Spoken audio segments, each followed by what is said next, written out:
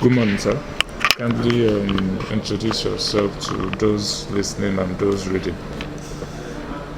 Good morning. My name is Philbert Nsengimana. I'm the Minister of Youth and ICT in the Republic of Rwanda. Okay. Last week, Kigali hosted the Transform Africa Summit 2017. What's your view? What's your holistic view of what transpired last week? So I think this was the third summit, and it's the first summit that happens after Smart Africa got its secretariat. Mm-hmm. Previous summits had been organized by the government of Rwanda through our ministry, but now this is organized by the Smart Africa Secretariat, which is a big step in terms of growth and maturity of the Smart Africa. I think three things transpired. One is the alliance is growing. Several countries, including South Africa, including Sao Tome and Tunisia joined, and others participated to observe and probably join later, such as DRC. So the alliance is growing. I think under the Smart Africa we have more than 400 million people.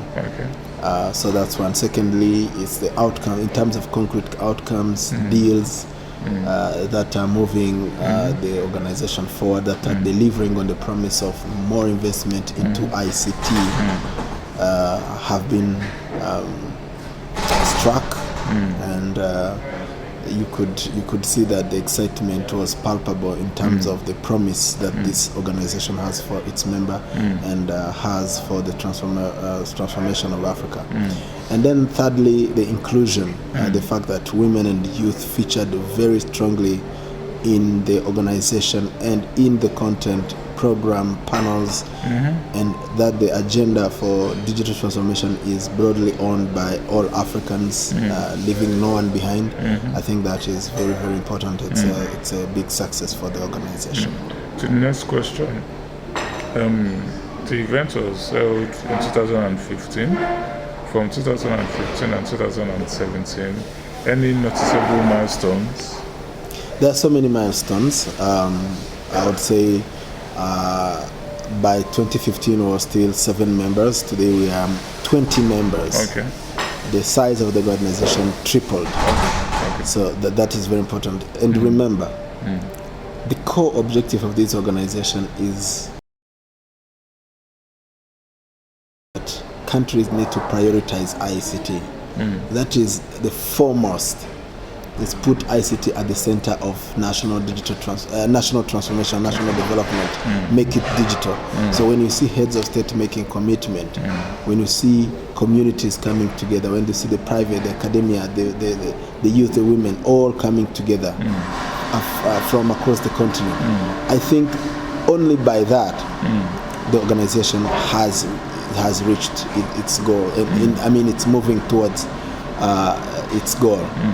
But then, if I talk from a member country perspective, government of Rwanda and what has happened, between 15 last summit and this summit, we launched our Smart Rwanda Master Plan 2020, which is based on the Smart Africa Manifesto. So it means that we are aligning our plans to the manifesto of Smart Africa. And other countries, each country that joins the alliance agrees to a number of things, at least 3. One is they commit to elaborate a national digital plan that is aligned with the manifesto.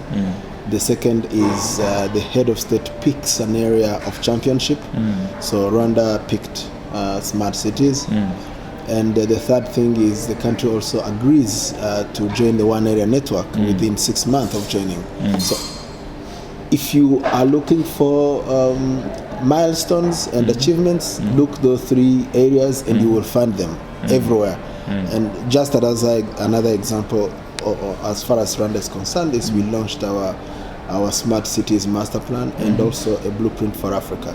So those are very, very clear milestones. And just less than 24 hours after launching the Rwanda Smart Cities Master Plan, we clinched a large-scale investment of $50 million to implement that plan. So it means it's not piece of paper to put into the drawers. It's a living plan, and the proof is in the pudding. To the next question, what's your perspectives on Africa's transformation? Has it been slow? Has it been rapid? Or even if it's in between, do we need a bit of urgency? I'll talk about the Africa digital transformation. Yeah. Okay, so it hasn't been rapid. It's been slow in the past. Let's be clear, because we can't say it's been rapid when we are not where we're supposed to be. If you look at the growth of the telecom sector, of course you will see that Africa is the fastest growing telecom market. But that's because we are starting very far behind, and we are starting late, and we are starting from a very low end. Of course, we've defied all the odds.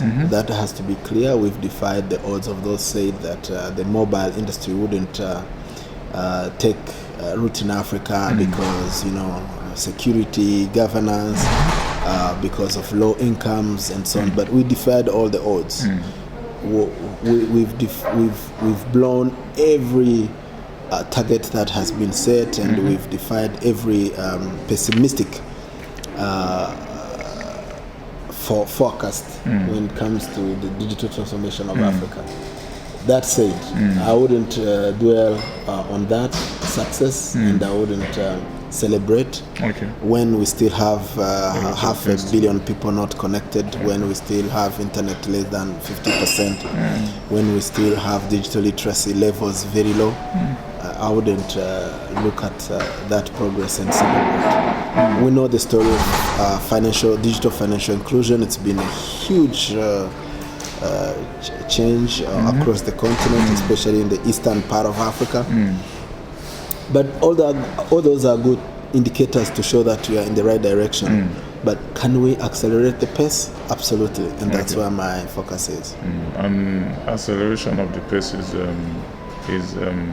is a priority, should be a priority for African countries. Absolutely. Okay. So the next question, Kigali been able to become a smart city in such a short time, and from your own perspective, any noticeable benefits? Well, I would say three things. Everything starts and ends with leadership. So I think that's a story of leadership of President Kagame, who defined that vision and followed through on its implementation. Secondly, it's connectivity. You cannot become a smart city if people can't go online, if the internet is slow or non-existent or not affordable. So everything was done to make sure that not only Kigali but the whole country is well served in terms of telecom. The third thing is innovation. Smart cities requires a lot of innovation. People need to be willing to try new things. Innovators need to be provided space to create solutions. So those three things put together amount to the rapid progress we've made. But I would also say something that is close to leadership. Working together, collaboration, bringing together different departments to join plans, and for instance, those who are in charge of roads to work with those in telecom, utilities, so that buildings are created. So that is very important.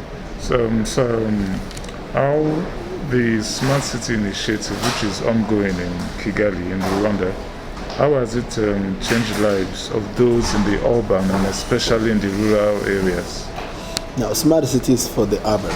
We are planning a different initiative called Smart Village. Oh, really? Because the flagship that President took is Smart Cities in Communities. So the cities agenda has moved forward. So probably next year we will be talking about smart villages. What's happening within the communities as well, because it's very important. And things are happening, and the digital transformation is not leaving people in the rural areas behind. But this year we chose to just focus on the smart cities. And it has changed people's lives in cities. So when you look at the service front, for instance, whether you are a person or whether you are just a simple citizen. The fact that you can now access government services from the comfort of your home using your mobile phone 24 hours, I think that's unprecedented. It's all happened over the last 1 year. When you are able to remain connected all the time and affordably, I think that's something. When you look at mobility and how it is organized, public transport and so on, people sometimes don't realize that a lot of smart planning and systems are behind the lack of chaos you see in the city, the security you see in the city, all that. There is a lot of very, very deliberate designs and interventions behind that shape. What people see at the surface, a lot is under the surface and it's not seen, and IT has to play a major role in that. So safety, utilities, connectivity, productivity, excellence in service delivery, all that is backed by technology. Can African countries truly leapfrog using the fourth industrial revolution? They can, and in fact that's the only thing they should do. Trying to go through the old steps of industrialization is just not going to work. It's not going to work. Trying to compete with China right now on manufacturing, it's okay, we could have a bit of it, but not as a strategic initiative. We have to have it. It provides jobs. It boosts our self-reliance. But if we hope to once lead in any area, it's not something where we need to play catch up and then move ahead of others. No, it's where we can start with everyone else and move faster. Okay. And since we don't have this legacy in terms of systems and hard investments, then we can move much faster. So the example is the story of drones in Rwanda, for instance. Drone is a typical fourth industrial revolution technology, and we were able to do it faster than anyone else in this world. And we are talking about blockchain, we are talking about Internet of Things, we are talking about big data analytics, we are talking about